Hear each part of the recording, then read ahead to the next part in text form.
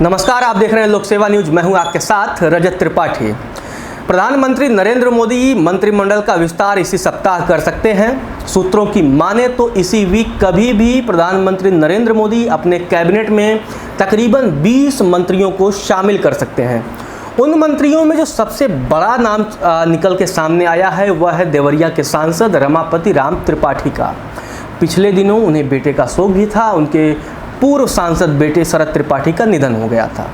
उसके बाद से जो पूर्वांचल की राजनीति में देखने को मिला कि शरद त्रिपाठी के अंतिम संस्कार में हजारों की भीड़ उमड़ी और कई जगह ऐसा भी हुआ कि कुछ ऐसे भी विवाद वहां पैदा हुए कि जहां से ब्राह्मण समाज के लोगों ने मुख्यमंत्री योगी आदित्यनाथ को निशाने पर लेना शुरू किया।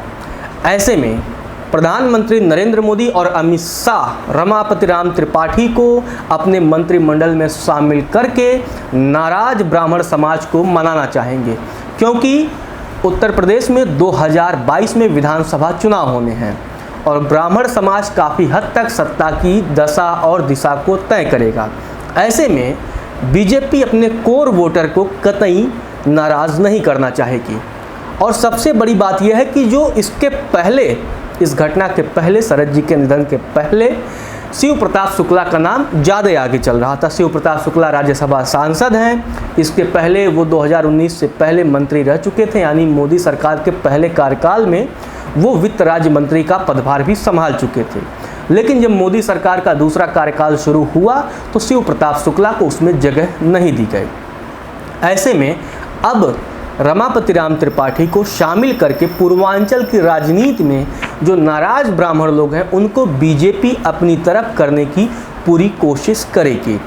और यह भी है, रमापति राम त्रिपाठी ऐसा नहीं है कि सिर्फ संवेदना की वजह से या नाराज ब्राह्मण समाज को मनाने की वजह से उन्हें बनाया जाएगा। वे संगठन के पुराने कार्यकर्ता हैं, बीजेपी के यूपी के अध्यक्ष भी रह चुके हैं। उन्हें यूपी की राजनीति में बीजेपी का चाणक्य कहा जाता है और उन्होंने पूरा जीवन अपना भाजपा के लिए ही समर्पित किया हुआ है। ऐसे में यह संभावना मान के चलिए, इस बात में लगभग पूरे सच्चाई है कि जब मंत्रिमंडल का इसी सप्ताह विस्तार होगा तो डॉक्टर रमापति राम त्रिपाठी उनमें से एक मंत्री हो सकते हैं। फिलहाल के लिए इतना ही। आप देखते रहिए लोक सेवा न्यूज।